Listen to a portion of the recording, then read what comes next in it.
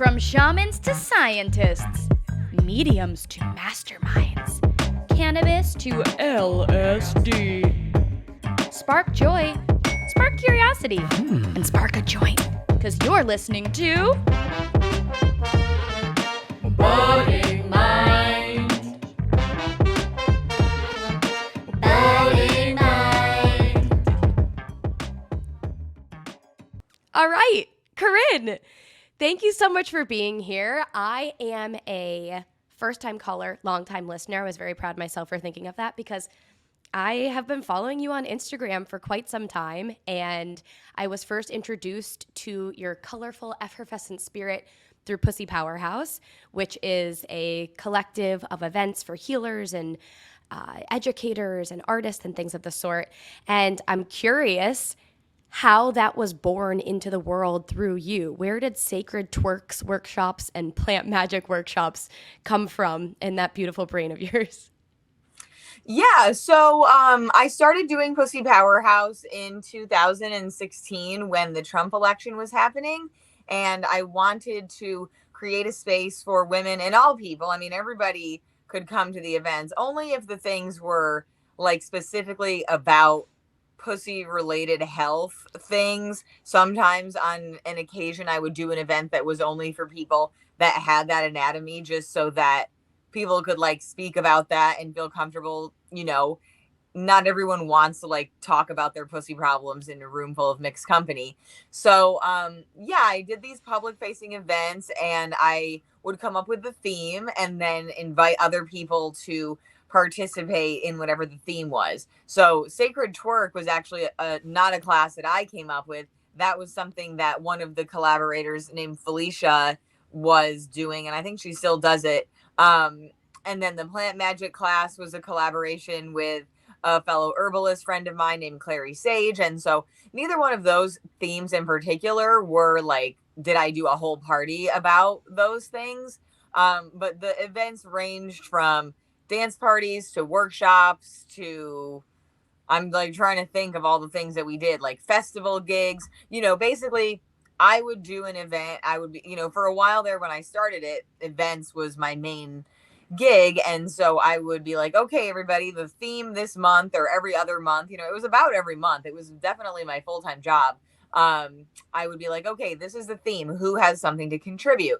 And so by changing the theme all the time, that allowed other people to get involved. And so instead of having the same, because I feel like so many parties are like the same basic thing all the time, same basic people. And by changing the theme and like occasionally changing the location, I was able to get all different people always rotating through. So sometimes, there would be a lot of the same people that would come every month. And then sometimes there were people that only participated one time because they were really relevant on that theme.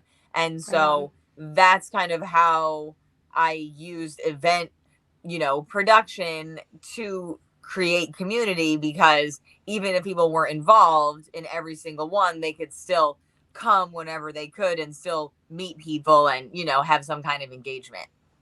Yes, be welcomed into the Pussy Powerhouse. And it is obviously, it's, a somewhat bold name. I wish people could see your incredible attire right now. Some people will be able to. You've got beautiful bows on your head and handmade jewelry adorning your neck and a most amazing backdrop of your tiny home. You're like very outwardly expressive. You're very forward with that. And one of the missions that I heard you say online is that either through the events that you throw or the work that you do in the world, you want to help people overcome familial and societal guilt and shame that they feel so that they can live this empowered and self-expressive life. Is this easy for you now? Was it always easy for you? Like it seems easy for you right now, but do you still experience any of that familiar societal shame or guilt? Do you combat against those, that mental chatter, or are you kind of, rooted down into this version of you?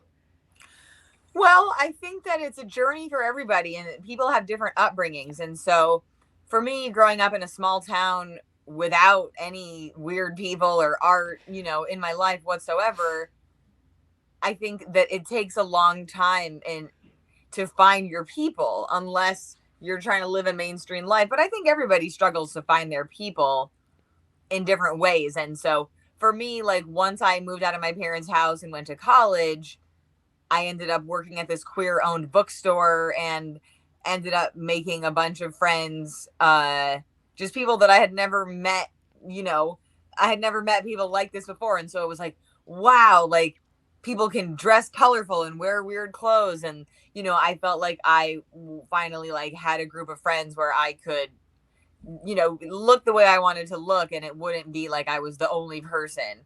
Yeah. Not that it necessarily stops me to be the only person doing something, but as far as like, you said like did this come naturally or not? And I feel like people have an inclination one way or another to either be like, I just want to fit in, I don't want to rock the boat, I just want to be liked by everybody, so I'm not going to step out of line. And for me, I was like, why would I want to be liked for everybody but not for myself? You know what I mean? And so my policy, both with my personal appearance and also with my events, and you're like, oh, Pussy Powerhouse is a bold name. But to me, I'm just like, well, but the people that are attracted to it that want to come, they're going to be the kind of people I want to hang out with. And so instead of watering myself or my ideas down, I've just chosen to go the opposite way and be like, no, I'm going to do whatever sounds fun to me. And certainly there's going to be people that fuck with it and people that don't. And for the people that do, then they're also going to be like, I'm so excited to like see someone else doing this because it makes me feel comfortable to do it as well. And so I think that people are less basic than they give themselves credit for. I think people think that they want to fit in. And I'm just like, well, but if it's not your true self, then what are you fitting into? It's kind of like you're presenting a fake version of yourself to be liked by people that are potentially, putting forth a fake version of themselves as well. And so I was just kind of like, well, you know what? There's going to be people that don't like it. There's going to be people that are like, look at this clown in a negative way. And there's going to be people that are like, look at my fellow clown, like let us work together. And so I mean, I don't find it to be a struggle because I would find it to be a struggle to maintain a fake persona of myself, if that makes sense. And so even though I'm not everybody's personal flavor, I have no shortage of friends, and so it I don't doubt hasn't that. negatively affected me. What'd you say? No, I don't doubt that you have a shortage of friends or that you don't have a shortage of friends.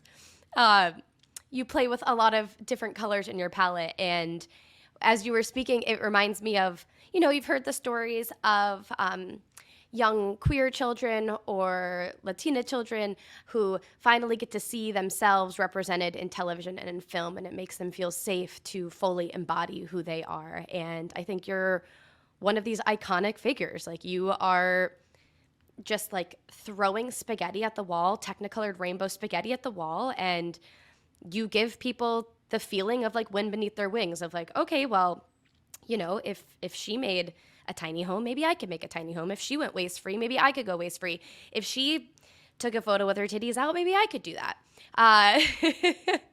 And so that's another aspect of self-expression that you really push forward and that you speak about is this fully like free, sexually liberated woman. And again, like I've seen photos of you. You guys check them out. Corinne makes absolutely incredible wearable artwork. And one of the photos that I saw of you in New Orleans was so epic. You were wearing like a fishnet leotard and tons of baubles and necklaces and earrings and all these things, but you had this cut out cardboard glittered vulva that was hanging over, your own lady bits. And it was just so gorgeous and intense and like feminine and like just grotesque all at once. It was so in my face. How did you get here, and how do you want to advocate for other people, not beyond women, to find that liberation in their own selves? Hmm. I wonder what picture it was. God, it could have been anything. You're like, there's a couple of those. I don't even know. Yeah, how did I get there, or how do I advocate for other people to do it? Um Like Hmm. you have these self-love workshops that I saw on your website where you're helping women find comfortability with masturbation and ritual in like self-pleasure. I mean, that's pretty it's just yeah, it's not common.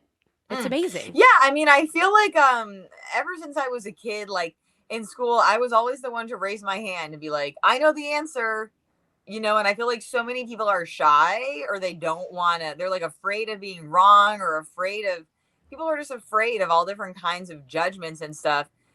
And I just feel like if you're not out there trying something out, then, how joyful is a life of playing it safe? And so, in that same kind of vein of being like, okay, I know the answer. Like, let's talk about it. Like, let's move on. Let's not just sit here and play stupid. Like, I knew other people in the class knew the answer.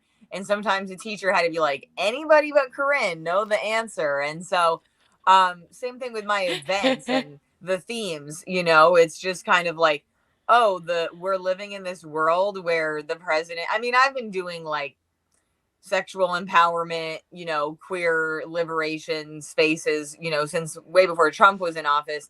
But I think that really pushed it to the forefront of so many people's minds in a way where more people were like, it was kind of like a last straw moment where people might have previously been like, oh, I'm just shy, or like, I don't want to get into all of that. But then when people started to feel like their rights could be taken away, then I think Mm. more people were like open to being in your face about it, or just, talking about things that would be otherwise kind of pushed under the rug. And so, yeah, doing workshops, doing the self love ritual workshop, it would just be like me and a bunch of women sitting around talking about masturbation, and I would have a bunch of different prompts, and people would like pick a question out of the hat, and then they would tell a story about it, like when was the first time you masturbated, or what what is an elaborate setup that you do that when you're like, I really want to please myself, these are all the steps, that go into, I do this and then I do this. And so just kind of giving people like, female masturbation is just not a topic that really gets talked about. Mhm. So I was like, but people, do it. And so it's like, why do we not talk about What? it? And it's because no one's out there being like, I'm willing to talk about it. Come over here if you want to talk about it. And so that's why I'm just like, well, all these issues have to be addressed: abortion, periods, you know, menstruation, masturbation, sex, all this stuff. And also, bringing in the environmental aspects as well, because it's like there's no sex on a dead planet. So we kind of have to like tackle a bunch of Ooh. issues at once and be like, okay, we need to be empowered, but also like we actually all need to be composting, and we need to be more aware of our shopping choices, and like doing the zero waste thing. And I'm sure we'll get into this later, but Oh it's yeah. like, it's a lot of effort, and it's not, there's no purism in anything. And a lot of times too, like things I'm talking about are things that I'm also learning, and learning my own boundaries and what's realistic. And so I'm not over here like I'm, having great sex every day and never creating any plastic waste and blah blah blah. It's like, no, everything comes in waves, and sometimes you're going to be up and sometimes you're going to be down, and sometimes you have more ability to have resources or experience, than other people, depending on your own life and all the factors. And so, yeah, I do what I can when I can, and I hope that other people, yeah, can do the same for themselves and their situation. Oh my goddess, I love how you so organically tied in sustainability and sex. That is a beautiful immersion of brands. And you're absolutely right. I mean, sustainability is relevant to all things because you cannot do anything on the earth if there is no earth. So let's talk about that. Obviously, you are very starting with fashion because you're a very fashion forward person and I follow you on Instagram where you're offering like custom costumes or headpieces or headdresses where you'll make wearable artwork from recycled materials. You also do a lot of like giveaway sales, or not giveaway sales, but on Instagram, you'll do like thousands of stories of clothes that you no longer want anymore, and you'll ship them out because sustainable fashion and a closed cycle is obviously very important to you. How did those things start to merge from you? What's that origin story of, you know, your clothing being, yeah, eco-conscious? Well, I mean, first of all, one of the biggest environmental issues that we have is the textile industry. And so but all the problems are interrelated, as I was saying. So it's like, well, why is the water polluted? Because we are using these toxic dyes and processing leather and synthetic materials and then pumping that wastewater into the water systems, and then the food gets messed up, and then people have cancer, and like the flora and fauna that's around the water can't sustain its life because it's been poisoned. And so it's like, when you zoom out of your own individual, uh you know sure, you go to the store, you buy a shirt. Well, it's like, where did that shirt come from? Who was harmed, and how many resources were used, and what is like the dark side basically of buying anything, whether it's food or clothes or a new mouse pad on Etsy or something. Like, so everything has an origin. And for me, like I said, growing up really rural without a lot of people around before the internet, uh, and wanting, like, knowing that I was different and wanted to be an artist and trying to figure out how to do that. I started shopping at the thrift store. Well, my parents wouldn't even like buy anything at Old Navy, which is not even expensive, but like, for some reason they were like, no, we're getting everything at TJ Maxx or the thrift store, even though it's like the same price. But like, whatever, I thank them for it. My parents are definitely like into, like, I grew up my whole life going to antique shows and estate Mm. sales and yard sales and picking stuff up on the side of the road. And so I already was It was raised in in that you. environment. But also I just found so much more fun stuff at the thrift store. And so I was like, if the clothes are better, they're cheaper, and I'm not supporting new fast fashion, bad business practices and bad environmental practices, like, why would I buy new stuff? I mean, I buy new underwear and Okay, shoes. there's exceptions. Yeah, like, but when I buy underwear, I usually trade with fellow artists that make underwear, and you know what I mean? Like, sometimes I'll buy it, or sometimes they want something from me. And so then it's like, and I know that not everyone has that opportunity. And so my life is unique, and also I've created it to be that way. Like, I've made it a point to go out and, like, the sweater I'm wearing was made by a friend.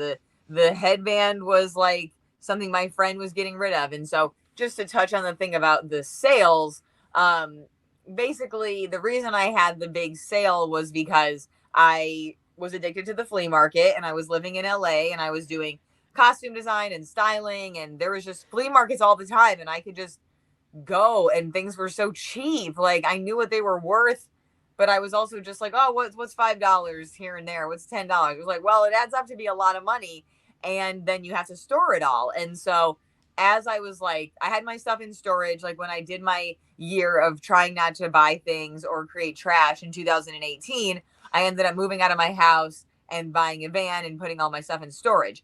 And I would come and go from the storage unit and utilize stuff, but ultimately, after 3 years, I was like, okay, I'm ready to, like, not have all my stuff in California anymore. I want to be lighter and have my life be cheaper. And I was paying, like, $200 a month for a storage unit that I would only access Wow. a couple months out of the year. So I was like, I'm obviously living perfectly fine without all this stuff. So, like, why am I paying thousands of dollars to just, like, keep it? And so I was like, okay, well, it's time to let some stuff go. And so, yes, that was a 5 week long term, like, huge getting rid of tons of things that I had. And very, very little of it went to the thrift store. Like, a couple bags got donated after I tried posting it on Instagram multiple times and no one wanted it. I was like, okay, well, eventually you have to, quit. And so It was the my point for favorite me was, show on the internet, by the way. uh huh. It was my favorite show on the internet. I loved it. Oh, so many people were like, this was the best thing ever. Because when I started it, it was in the first pandemic summer #1. And I was Yeah. like, everyone's broke. Like, who's going to even buy stuff? But I got to try. And then it turned out that everyone was like, this is hilarious. And I love it. And I ended up selling almost everything.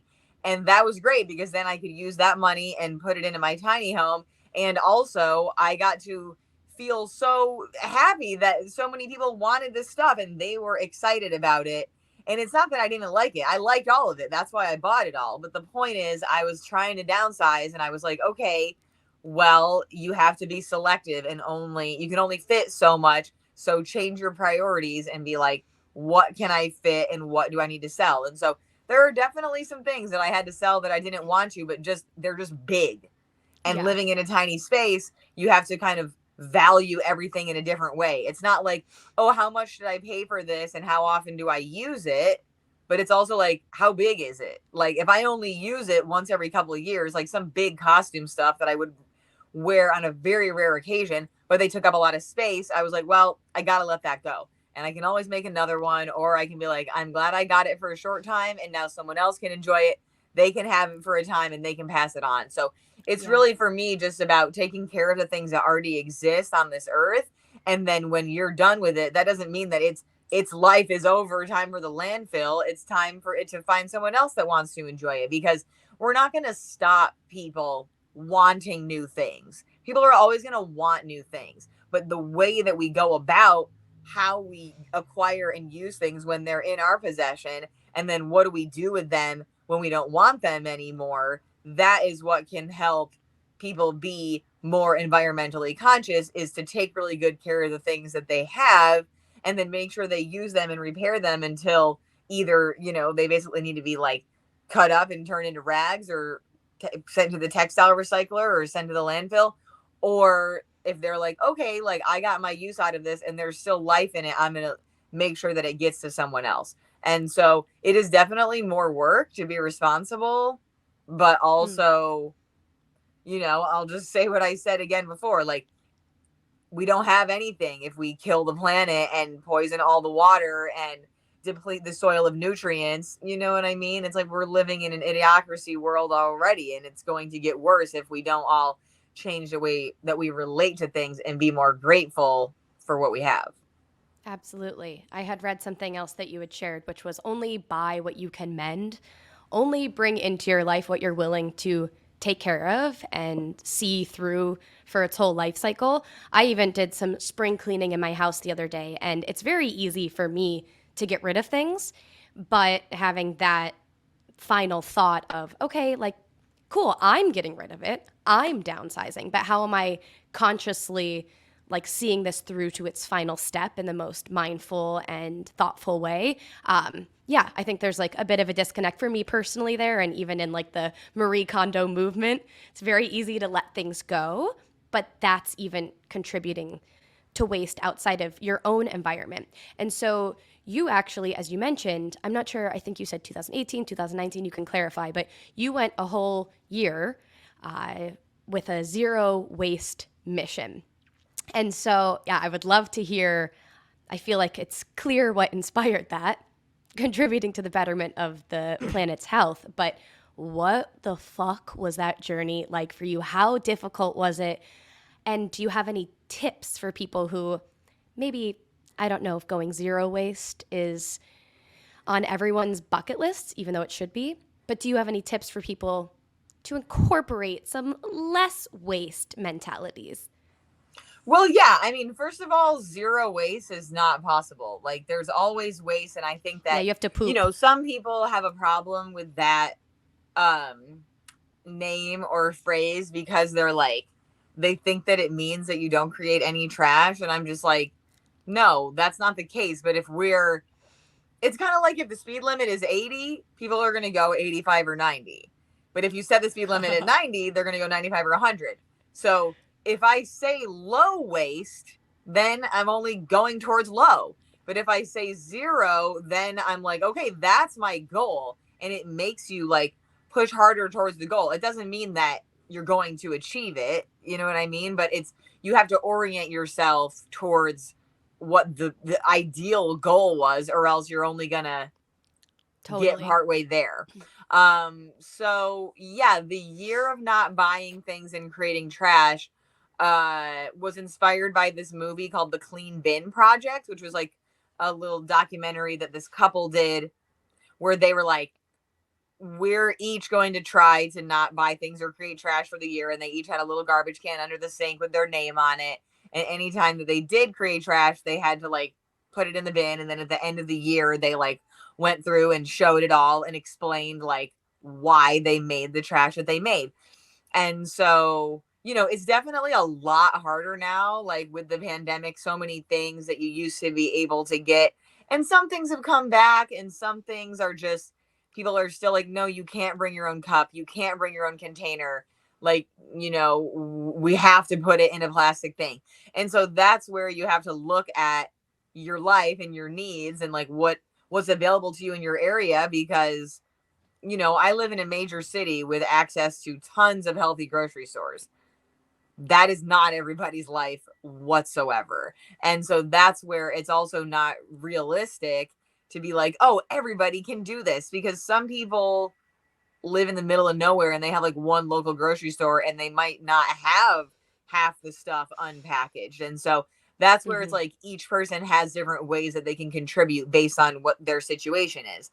And so the reason why I think that the combination of like not creating trash and not buying things, I was allowed to buy things if they helped me be better at zero waste. So I bought some like metal lunchbox containers and just like different, there wasn't very much. I also like sold my little car and bought a van because I was like, doing events and traveling all the time and flying on airplanes, which uses a lot of resources to fly on an airplane. And then I was like, if I actually had a van and I could strategize my travel in such a way where I was hitting all these different places on the route, then you know what I mean? I also wouldn't be staying at friends' houses or hotel. Not that I really stayed at hotels very much anyway, but like I had my It own helps bed your sheets. discipline.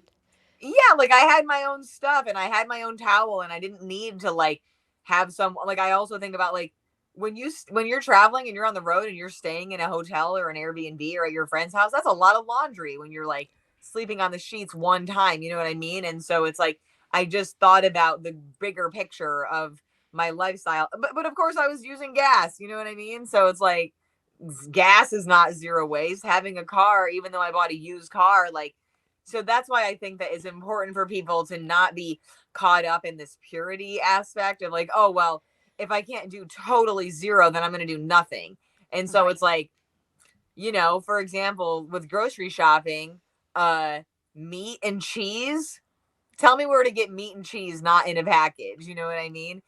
So there are some things that I do buy in packaging, and I always ask the deli counter, like, hey, I have my own container. Like, can we do it like this? And sometimes they're like, no. And sometimes they're like, yeah, let me like wrap it up in just the like paper that I use to grab the thing. And then you can put it in your own container.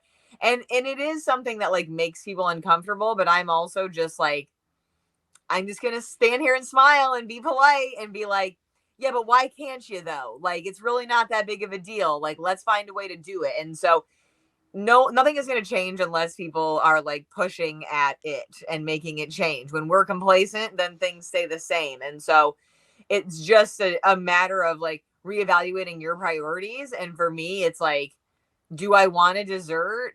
Is it worth it for me to like buy this one piece of cake in like a big plastic clamshell that I know is going to like be in the landfill, even though it's already going to be in the landfill because it's already made and it's already on the shelf. And so it's like, it's already going to be there. But just as a consumer, voting with my dollar and choosing what I personally want to be responsible for by not participating in that and going to the bakery case and like getting a pastry and putting it in my own container, or like going without. I mean, there's a lot of going without. That's what that year really taught me the most, was just like, yeah, you're not going to the flea market. You're not going to the thrift store. Like, you're not going to be even able to access all this stuff. And guess what? Your life, it was like one of the most fun and amazing years of my life, 2018, because I was like, it totally put a kink in my flow. And so when you break yourself out of the routine, then all these new possibilities open up for you in life, because you still have needs that need to get met. And when you have these rules where you're like, well, I'm not doing that right now, then it pushes you to come up with new ideas. And lo and behold, other ways are possible. And so, yeah, I think that you can turn it into a game if that's how you need to do it to like make yourself, reprogram. But on the opposite side of that, first of all, your level of commitment is obviously admirable. But sometimes I hear naysayers in my own orbit if I try to commit to like a very minor task of like I'll bring my own straw to the cafe, or I'll bring my own forks and knives, or clean out this cup and recycle it. Just like the tiny tiny things that we, I believe, stack up and become, a larger impact that is meaningful. I do have people in my world who say, but why should I even do the tiny tasks if large corporations, if the government, if Amazon, if Coca Cola, if Starbucks aren't willing to put forward the big change, then my tiny micro actions don't matter? What wisdom could you spew in response to that? Yeah, I mean, this is definitely a struggle. This is a struggle for everybody because it's like, yeah, we go to these great lengths to try and do what we think is better. But if everybody's not doing it, then yeah, it's like for every straw that I don't use, there's people that like bought 4 beverages that day. You know what I mean? Like, so yes, I think that one thing that comes to mind, and I've used this example before, is that I mean, I don't know how many years ago it was, but when we were kids or something, no one had ever heard of gluten free. And then gluten free became a thing, and people were like, what's that? And then everybody tried it. And then a bunch of people stayed with it, and a bunch of people were like, I don't need to do that, but I know what it is. And so I feel the same way about zero waste, is that people are like, okay, I've heard of that. I'm maybe going to try it and I'm going to find out. Some people are going to be like, yes, this is important. I'm going to do this. And it's like when I go grocery shopping and I have my bags, I mean, again, it depends on the grocery store. Some places they don't let you bring your own bag to the bulk section. And they're like, Right. no, you have to use a disposable bag. And I'm like, well, I'm just going to bring little paper bags and I'm going to take care of them and I'm going to like reuse them for months at a time until they like completely, disintegrate. And then I'm going to compost them. So that way, with that particular grocery store that doesn't allow you to fill your own container, I'm still able to not use a single use plastic bag. But it does take more effort on my part. And that's the thing, is that the main reason why people don't do stuff is because they're like, well, that's annoying and hard for me. And I'm just like, yeah, our ancestors walked over to the water place, however far away it was, gathered water in a fucking gourd and like carried it back to where they needed to go and boil it just so that they could like Survive. survive. And so it's like, oh, boo hoo, you have to bring your own fork. Fuck you. Like, it's the least you could do. And so I feel like people need to do as much as they can, and they need to get used to going without, and they need to get used to not everything being their little convenient single use pre-packaged fucking napkin. You know what I mean? It's like I've been carrying a little fork and a spoon and a napkin and chopsticks in my bag for longer than I can remember now. And it's like the amount of disposable silverware that I have not used. And it feels better to eat off of metal silverware that's nice Totally. than like disgusting plastic silverware. And like, but every once in a while, if I'm eating a messy taco, yeah, I'm going to use a disposable napkin. You know what I mean? Because it's like very messy. But 90% of the time, like I have my cloth napkin, it's fine. And so I feel like, yeah, what to say to those people, it's really challenging because it all does feel kind of trivial, to be honest, especially like with the pandemic and the amount of like masks and tests and gloves alone, the amount of waste that has come just from those 3 things, and the amount of like just gas and packaging and wet wipes and all this stuff that has been done in the name of social distancing and like safety. It just is like, wow, it just makes you want to roll over and be like, fuck it, like what's the point, like this is so out of my control. But I feel the reason I brought up the gluten-free example is because everything has to start somewhere. And eventually things do become a trend. But someone has to start that trend, and someone has to be like, hey, this is fun and cool. You want to do it. It's cool. And it takes a while. And so, by me doing my groceries, people come up to me and they're like, hey, like, what are you doing? Or how are you doing that? Or I've been thinking about this, but I didn't know what to do. And so it's like dozens and dozens of times have people come up to me at the grocery store, and then we've had a conversation. And now that's one more person that is like aware that they have the possibility to do that. Mm-hmm. And sometimes they're going to be able to, and sometimes they're going to forget their shit and they're going to be in a hurry and they're going to get a plastic bag. So it's like, again, I think there's a quote by this woman on Instagram. Her page is called the Zero Waste Chef, and she posted this, just like words on a screen one time that was like, we don't need everyone doing zero. We don't need a few people doing zero waste perfectly. We need everyone doing as much as they can. And so that's what I would say to those people, is that it's just like, yeah, I'm not zero waste. Like, absolutely not. Even during that year, I mean, I tried really hard. Like, I was like, well, then I'm not eating meat and cheese. Well, then I'm not going to ever buy, you know what I mean? Like, I was really hardcore about it. And then I was like, okay, well, realistically, like, me going out to restaurants, even if I have my own to-go container for the leftovers, like, all that food in the restaurants came in packaging. So I can't really be like, oh, I'm doing this, you know what I mean? Unless you're like growing all of your own food. But then what about olive oil? What about coconut oil? What about, There'll the always be plastic bag something. that, go ahead. There'll always be something. There'll If you always be are something. a So that's member why of I'm like, society. you have to orient yourself towards zero and then be like, okay, what is realistic? And every once in a while, you're going to be like, fuck it, I'm buying ice cream. Ice cream's delicious.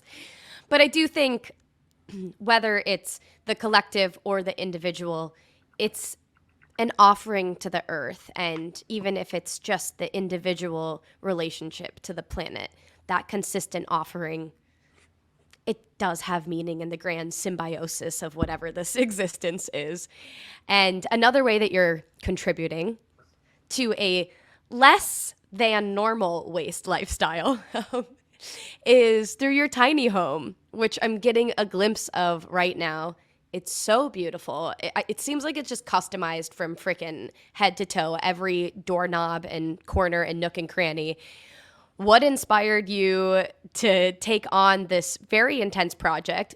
Tiny home living is super trendy right now. Is it worth it? Mm. Well, I think that it depends on uh people's individual lifestyles. I mean, there's so many reasons. So, when the pandemic started, I was like, oh, no parties for like a year or two. Like, I'm straight out of business. Like, what the hell where am I going to live? What am I going to do? And so I was already planning on moving out of the place I was living. Like a month before the pandemic, I was already like, okay, I'm leaving, and I'm, going away for the summer. And I knew that I wasn't going to move back into that house when I came back. So I was kind of just like suspended in the air, being like, oh shit. Like, cause I left the city when the pandemic started and moved out, and I was living in my van in the woods, and I was still working on Trash Temple. We were like halfway through working on Trash Temple at the time. And so I was like, this is not realistic. Like, I can't just pack everything up each night in case it rains and work on this art project. And, because it's like nobody was sharing a kitchen. I was just like free balling it in the woods with my little camp stove and a power cord. You know what I mean? Like, Go girl. making it happen. And I was like, yes, this is why I bought my van. But I was like, this is also not, I can't do this. Like, I need to be able to like stand up and like have a kitchen that's like that has like a roof over it.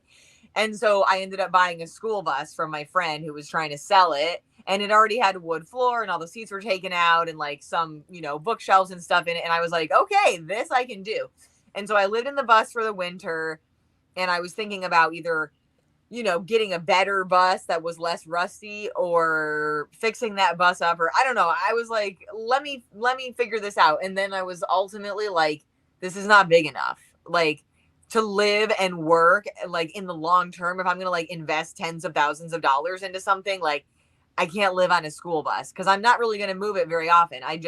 as a traveling person who mostly travels in my van in the summer and a few times a year I'll go do things, but I was like, I just need a home base to come back to, something that's manageable, but I don't know where I'm going to settle down long term. Plus, I don't even think that that's realistic with climate change and places changing and getting priced out, or natural disasters, or all these different reasons why people move. I was like, I don't want a house that's on a standard foundation. I want the freedom to be able to move it. And so I watched like 100 videos probably of different tiny homes. And I was like, how big do I need it to be? What are my needs? Like, do I need a shower inside? Like, do I need a private bathroom? Like, what are all the things that are important to me? And then I ultimately ended up building the house from scratch, getting a new trailer, a new frame, and then with all of the materials, from the sink to the wood to the tables, and like as much as I possibly could, I used reclaimed materials. But, again, with that, even with reclaimed materials, there's a ton of waste, and you can't build a house on a trailer. Maybe you can build some like ramshackle little cabin very slowly, you know what I mean? If you own property and have a shipping container to store all the supplies for years as you gather it all. But I was like, yo, I need to live in this thing. And I also am like renting a warehouse space where I'm building it. So I gotta do this thing. And so because of the timeline, that's why I'm saying like everybody has different resources and availability and are on a different budget and a different timeline. So I built the whole house in 5 months. On any given day, I had like 2 to sometimes 4 or 5 people helping me, Monday through Friday all day. And so it was an undertaking for sure. And I had never built anything before. And so, yeah, like everybody that was there, a part of it was like helping me learn stuff too. And we were all learning together. And so, of course, there's things that I would do differently, but ultimately, it works. I'm able to do everything. I have my art studio. Like, I've had friends stay over. I've had people over for dinner. You know what I mean? Like, I'm going to have a Right puppet on. show soon, and people are going to sit on the different levels, and I'll have the show happening in a different part of the house. And so I wanted to design a building that was like enough space for me. And then also, when I'm gone, I can rent it out to other female artists who, either are like writers or do things with fashion, like people that can function in a small space and want to try that out, so that they can be like, is this enough space for me? In the same way that Mhm. I was living on the bus and I was like, this is not enough space for me. For some other people who don't need to have an art studio on their bus, like they might be like, oh yeah, this is totally great and it can work. And so that's why I want people to be able to test it out and live in it and be like, could I do this? And because you really have to try. If you're going to live in like under Yeah, 300 man. square feet, you're going to want to try that for a few months before you like commit to doing it. Because for some people, they might just be like, this is impossible. Like, I need to be able to spread out, and you know what I mean? Like, I have dogs, or I want to live with my partner, or I have kids. And so I'm like, as an independent person that is not interested in sharing a home, like if I have a partner, I don't want to live with them. And I don't want kids, and I don't want pets. So for me, this can work. You know what I mean? So it's really about people's individual lifestyle. So is it all the hype? I mean, it can be. And some people, I've seen a lot of videos of people also. I tried to watch some like negative videos of people being like, this is why I couldn't live in a tiny house. And so I watched all those Very videos as smart. I was designing and building, and I was like, how do I not get sick of this? And if I ever was like, this is crazy, I want to sell the building, I could, but I doubt it. It's so awesome. If I needed more space, I would just rent an art studio. You know what I mean? Yeah, this is your built in like Airbnb rental in perpetuity if you ever need one. It's gorgeous. Would love to stay in it. And so, did this tiny home, did the building of the tiny home come from, or did you like glean any insight from the trash temple that you built at Meow Wolf? Which came first? Yeah, so Trash Temple definitely came first, and I built the building with the same person that I did Trash Temple with. And so No way. yeah, we would not have built this building without Trash Temple because we had already done this huge project together. And then it was like, okay, now I want to have this bus. And he was like, oh, well, I could help you build that out. And then it became, well, actually, no, I want this tiny house. And so then it became an art project, and I did a Kickstarter and raised money. And so that's why I'm putting out these videos, which are going to come out this month. Or I'm like halfway done with the videos finally, and a book, just like a zine explaining all the steps and resources for people that would rather like read it, or, you know what I mean? Like, I just want, because I put in so much effort to learn all this stuff, and I could not have done it without YouTube. All the videos that I watched, like, completely necessary research. And so I wanted to give back as well and put my 2 cents in, because what I built is totally different than anything else that's been done. Like, sure, there's people that have, like, decorated their crazy house, and people that have built tiny homes, but the way that I did it with the materials and the artistry, and, like, you know, building a tiny house with a fully functional art studio, like, I had never seen that done before.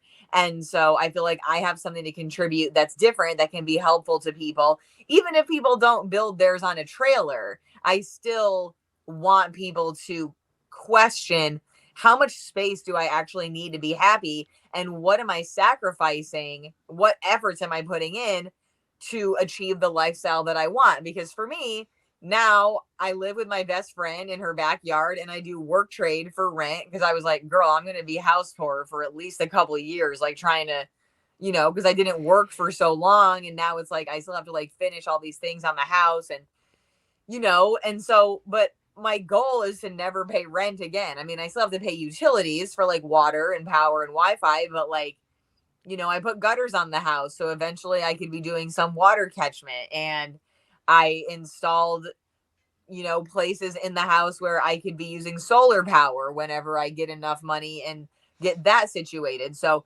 I try to design the house as like a lifetime investment, and be like, okay, over time, you're going to want these things. Even if you can't afford them right now, you can still build them into the design of the home. And then as you get situated, then you can, have these things which will help you need even less utilities. You know what I mean? And so, yeah, it's definitely provides freedom in a certain sense, and like security. And when so many people are like constantly getting kicked out of their living situations because, oh, the landlord's selling the building, or I got priced out, or, I broke up, or I can't live with this roommate. People, I just was like sick of moving.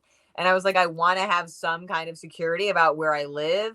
And like, it was an art project. And so we'll see how it goes. I've only been living in it for 6 months, but it's been really great so far. And I'm really, really grateful to all the people that helped me. And yeah, grateful that I, in the process, learned how to use tools.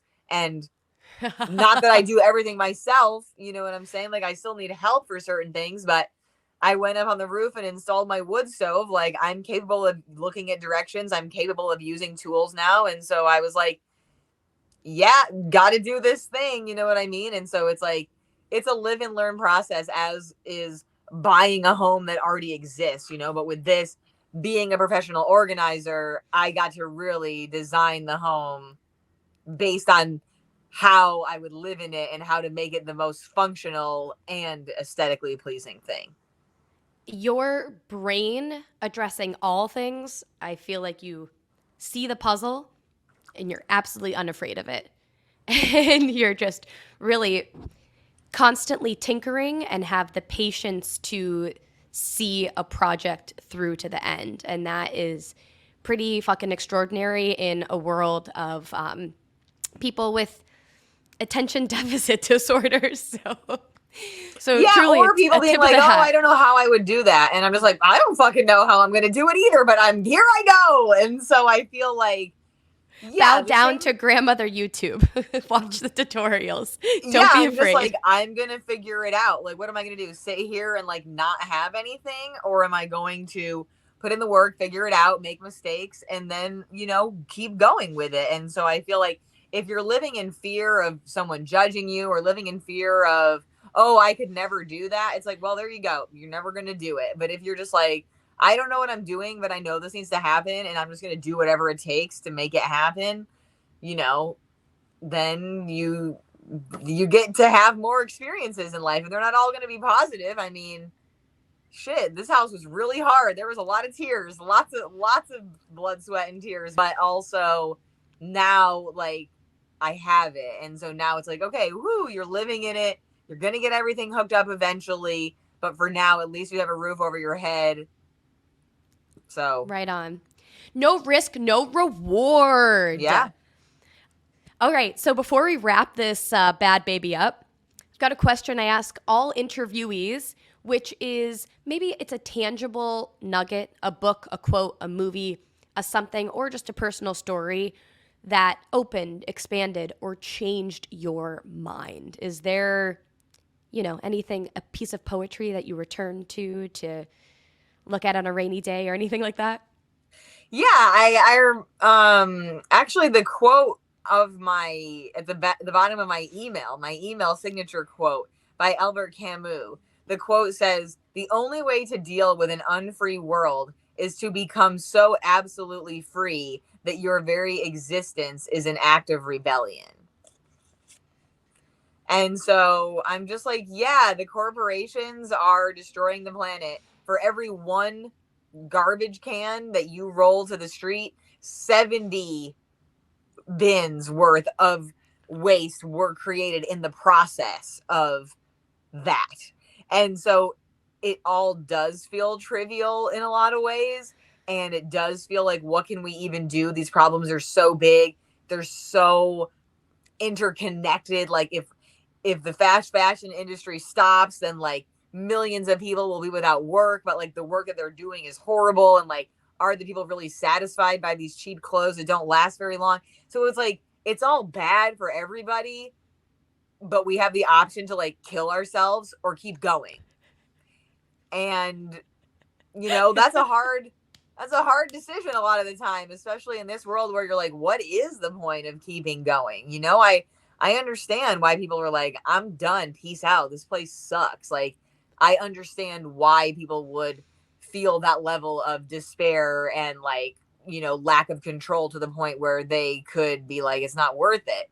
And so every day I get up and don't kill myself, I'm like, what am I doing? Like, what is the point of keeping going? Because I could just be like, oh, you guys have fun with this shit. Like, I can't deal with it. But then it's like, by tapping out, the world is still gonna be the same shitty world. And so I feel like I'm like, well, let's try some stuff. Like, let me try and create a small influence on, even just for my own self or like my own friend group. Like, let me try and do things in a different way. Not that wearing trash jewelry is going to save the world, but like, in a small way, all these little actions, like you said, like, for every time that you don't bring a straw, that's one more straw that's not getting used, and that's other people seeing you doing it and making them aware of it. And so I feel that we have to just get up and do the best that we can each day in all these different dimensions, because it's like, it takes people attacking the issue from all sides. And so, especially as white people in America that just have like the most resources, and so many of the earth's, problems and abundance flows in and out from this country in the way that mostly wealthy boomer white cis men conduct themselves in the world, and we're all just like the peasants below them. It's like, well, you know in a world where it feels like, just to bring it back to the quote, where all of our freedoms are being taken away and like we have no control, it's like, how can we each create our own existence that is at least a vision of a possibility of a new way, and let that ripple out and influence other people? Because if no baker was like, I'm going to make gluten-free bread, then like there would be no gluten-free movement. And so it's like, somebody has to take a stand and like start doing something. And that something is certainly going to help some people, and you never know how it's going to play out over time. Like, I don't see myself, I can't be aware of the influence I have on the world because I'm myself. But people tell me, oh, you did this and you're so inspirational and blah blah blah, and I'm like, cool, that's great. Like, I'm just living. Like, And so seeing other people live has inspired me, and working with other people has inspired me. And so yeah, I'm doing my best over here. You're doing a damn good job. Firstly, just to touch on the gluten-free reference that you keep bringing up, this this little bitch with IBS is forever grateful for the gluten-free movement. Secondly, yes, your impact and existence ripples out in more ways than you could possibly know. Thank you so much for the future impact that you will certainly have on all of our listeners. And could you let everyone know where they can find you on Instagram? And I know you also have things coming out on Patreon that I think people would love to check out. Yeah, so my name is Corinne Loperfido. That'll be spelled out in the description of this. And it's Corinne with one R and two N's. And Yeah. basically, if you type that in, you will be brought to my website, my Instagram, my Patreon, my SoundCloud, my Venmo. It's all the same. And so that is one benefit of having a unique name, is that I didn't have to like pick a fake, name or whatever. So yeah, on Instagram, Corinne Loperfido, I post all different kinds of stuff about, I was covering the tiny house, and I talk about sex, and I talk about costumes, like really whatever is the theme of whatever the project is I'm working on. Like as an independent artist, I'm always working on something different. And so, that keeps my life interesting, and it keeps my Instagram very varied. So you never know what I'm going to say. And then on Patreon, I have already like a whole, multi lesson plan thing called Minimalism for Maximalists, where I help people room by room go through. And it's kind of like, there's a lot of influence from Marie Kondo. And also I've been doing personal styling and helping people go through their wardrobes and get rid of their clothes for probably about 10 years. And so yeah, it's just like my experience with zero waste, with, what Marie Kondo has to say, but then also bringing an artistic and more political, environmental standing than just like, the Marie Kondo thing, which is if it doesn't spark joy, get rid of it. And I'm like, whoa, whoa, whoa, whoa. Well, how you get rid You of could it, sew that. yeah, is a really big part of it. And so I encourage people to take responsibility, even though, like you said, it's definitely more time and energy when you're like trying to do things in a responsible way when you want to get rid of stuff. Yeah, I work with people one-on-one doing decluttering doula stuff, either in person if we happen to be in the same place, or virtually if people want to meet over FaceTime or something like that, and just have me like, do like a 1 or 2 hour like jumpstart consultation where I'm like, okay, try and get rid of this, try and get rid of that, and just give them advice and ideas to help them with the process. So all of those videos are already on Patreon, where I go room by room and explain like my strategies and tips about how to get rid of stuff and deal with the emotional connection and, whatever. And then now, and there's some videos about making art out of reclaimed materials. And now I'm about to release the tiny house videos. So that'll be probably like, 7 to 10 videos where I explain the process from start to finish and give people a bunch of resources and videos that I watched and stuff like that. So you can check all that out on Patreon, and there's some stuff on Instagram. And yeah, stay tuned. You never know what I'm going to do. I certainly don't. I don't either, which is, I'm on the edge of my seat and I can't wait for what's next. Corinne, thank you so much. Artist, activist, all around, fucking awesome. Thank you for your time. Be sure to support her art, and we will talk to you soon. Awesome. Thanks so much for having me. I appreciate it.